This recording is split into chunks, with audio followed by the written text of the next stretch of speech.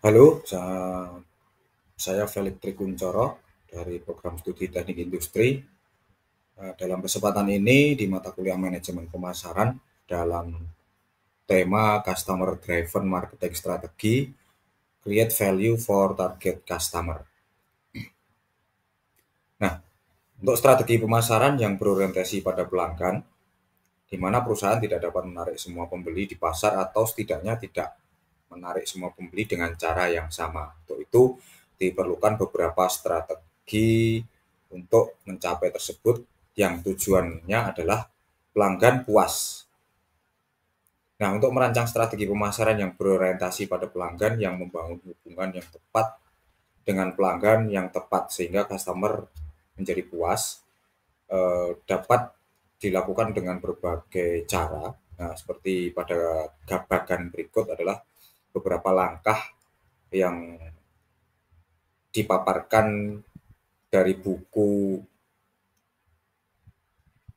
yang dikarang oleh Kotler dan Armstrong di tahun 2018.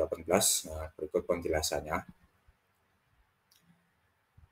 Untuk menciptakan nilai bagi pelanggan yang menjadi target atau create value for target customer berdasarkan belakang di atas, langkah-langkahnya adalah memilih pelanggan untuk dilayani dengan cara segmentasi dan penargetan. Kemudian menentukan proporsi nilai dengan cara diferensiasi dan penempatan. Dimulai dari segmentasi pasar.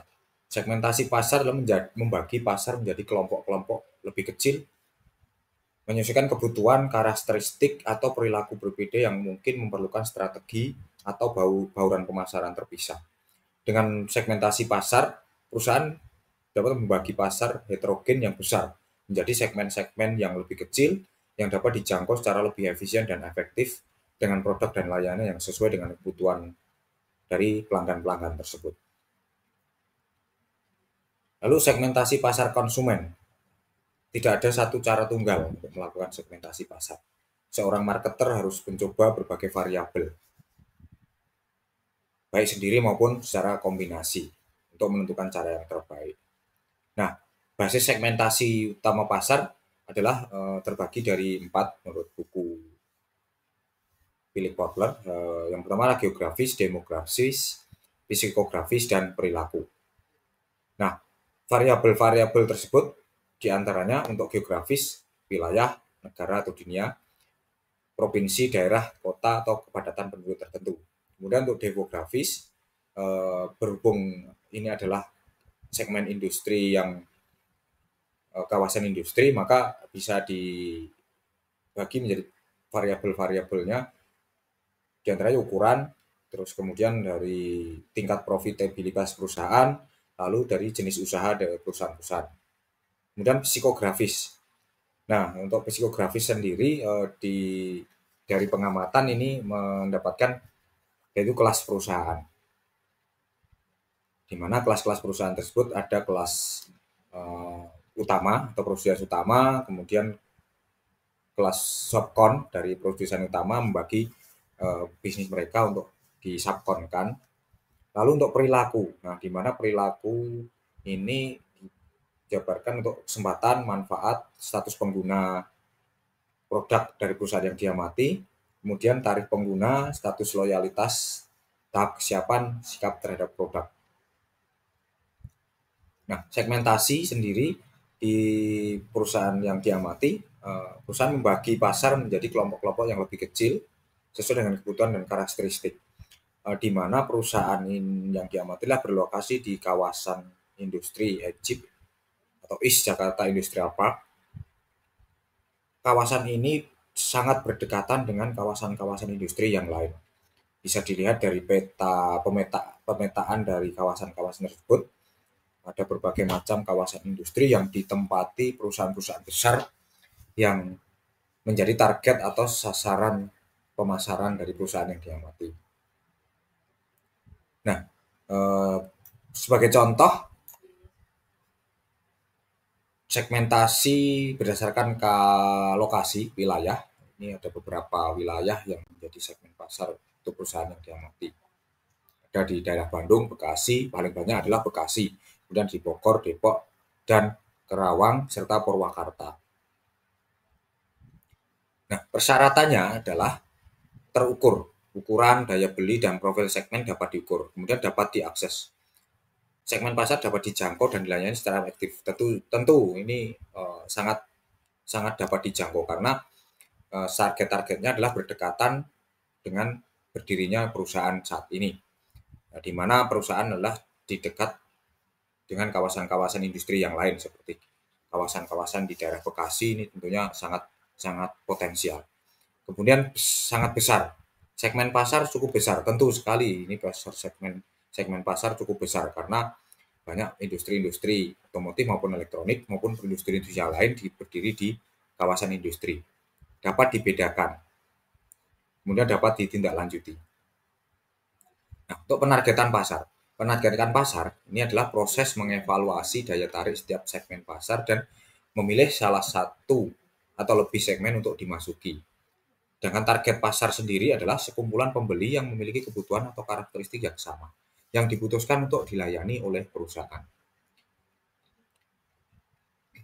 Nah, perusahaan kini harus mengevaluasi berbagai segmen untuk memutuskan berapa banyak dan segmen mana yang dapat dilayani dengan baik. Sebagai contoh, target pasar yang ada di kawasan tempat berdirinya perusahaan ini, yaitu kawasan Egypt, Cikarang. Sebagai contoh adalah perusahaan PT Epson Indonesia. Ini sangat berdekatan. Kemudian di kawasan industri yang berdekatan, yaitu kawasan industri MM 2100 Cibitung, ini sangat berdekatan. Sebagai contoh adalah PT Astra Honda Motor, Sukiti, yaitu anak perusahaan Toyota Autobody, kemudian PT Yasunli, kemudian PT Rocky. Lalu sebelah timur kawasan Egypt atau sebelah timur berdirinya perusahaan adalah kawasan industri Delta Silicon. Ini ada sebagai contoh PT Nagai, kemudian agak jauh dikit namun masih sangat terjangkau yaitu kawasan industri Surya Cipta Kerawang. Sebagai contoh PT Tenma Indonesia. Lalu mengevaluasi segmen pasar.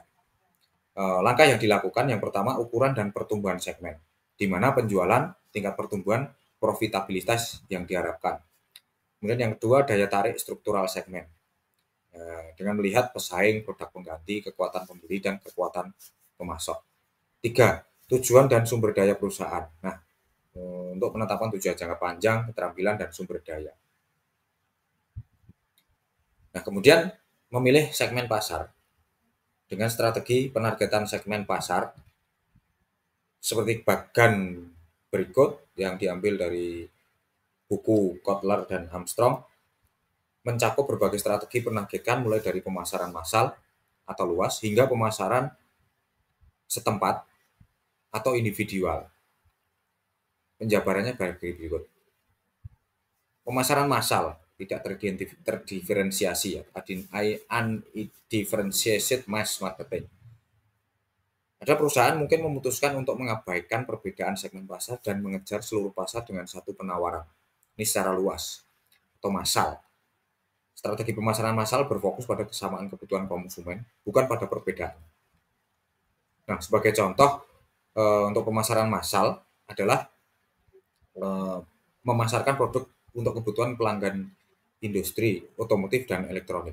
Nah, sebagai contoh adalah pelanggan-pelanggan yang melayani PT-PT besar seperti Astra Honda Motor, Epson, Yamaha, kemudian Panasonic, kemudian Suzuki dan Toyota, serta Mitsubishi. Lalu pemasaran terdiferensiasi atau segmentasi. Perusahaan memutuskan untuk menargetkan beberapa segmen pasar dan merancang penawaran terpisah untuk masing-masing segmen. Di mana dari strategi ini dapat menghasilkan penjualan lebih tinggi, posisi lebih kuat dalam setiap segmen, lalu meningkatkan biaya untuk menjalankan bisnis ini. Nah, sebagai contoh, untuk otomotif dan elektronik dan bahkan kebutuhan ekspor seperti Disco Vietnam, Disco, kemudian Honda, dan majikan Indonesia. Nah, perusahaan-perusahaan berikut melayani perusahaan-perusahaan besar yang produsen otomotif utama dan produsen otomotif elektronik utama. Pemasaran terkonsentrasi. perusahaan menargetkan pangsa besar di satu atau beberapa segmen atau ceruk pasar yang lebih kecil. Nah, tujuannya adalah mencapai posisi pasar yang kuat karena pengetahuan yang lebih luas tentang kebutuhan konsumen di ceruk pasar yang dilayani dan reputasi khusus yang diperolehnya. Lalu menyempurnakan bauran pemasaran dengan kebutuhan segmen yang ditentukan secara cermat. Lalu menargetkan produk atau layanan saluran dan program komunikasi hanya kepada konsumen yang dapat dilayani dengan baik dan paling menguntungkan.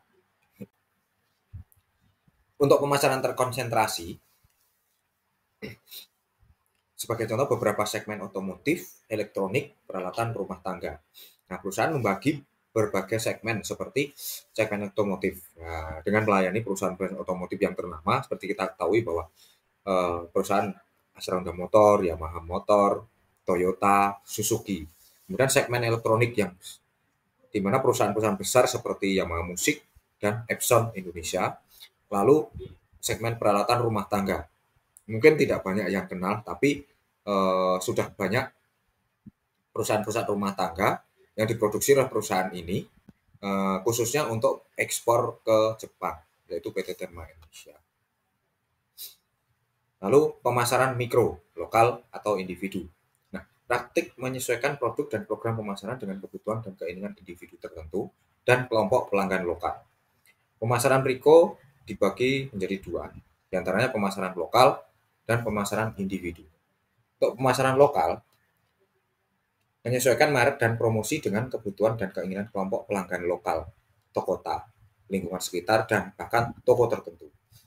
Sedangkan pemasaran individu menyesuaikan produk dan program pemasaran dengan kebutuhan dan preferensi pelanggan individu, juga disebut pemasaran satu-satu atau pemasaran yang disesuaikan dan pemasaran pasar satu. Nah, sebagai contoh untuk pemasaran mikro lokal, menyasar produk perusahaan-perusahaan lokal seperti di daerah Demak, Jawa Tengah, yaitu perusahaan lokal yang memproduksi seperti houseware, itu PT Arisandi Mandiri Pratama, terus kemudian di Sidoarjo ini perusahaan memproduksi rumah tangga juga, kemudian di Cianjur ini juga perusahaan lokal yang memproduksi houseware, lalu yang tidak kita sangka bahwa di Yogyakarta juga terdapat perusahaan lokal yang memproduksi kebutuhan rumah tangga lokal. Dan diferensiasi dan penempatan. Selain memutuskan segmen pasar mana yang akan ditargetkan, perusahaan harus memutuskan proposisi nilai tentang bagaimana perusahaan akan menciptakan nilai yang berbeda untuk segmen yang ditargetkan dan posisi apa yang ingin ditempati di segmen tersebut. Posisi produk. Cara suatu produk didefinisikan oleh konsumen berdasarkan atribut-atribut penting tempat yang ditempati produk tersebut dalam benak konsumen relatif terhadap produk pesaing. Nah, bagaimana memilih strategi diferensiasi dan penempatan? Nah, penempatan merek harus melayani kebutuhan dan preferensi target pasar yang ditetapkan dengan baik. Dengan langkah yang pertama, mengidentifikasi kemungkinan perbedaan nilai dan keunggulan kompetitif. Yang kedua, memilih keunggulan kompetitif yang tepat. Yang ketiga, memilih strategi penempatan secara keseluruhan. Yang keempat, mengembangkan pernyataan posisi. Sebagai contoh, perbedaan nilai dan keunggulan kompetitif perusahaan yang diamati adalah perusahaan menggunakan produk lokal sebagai bahan bakunya. Lalu, perusahaan juga mengimpor material mandiri. Lalu, perusahaan juga mempunyai armada pengiriman sendiri, di mana perusahaan mempunyai beberapa armada truk guna menunjang akomodasi pengiriman perusahaan. Berikut referensi yang diambil. Sekian, terima kasih.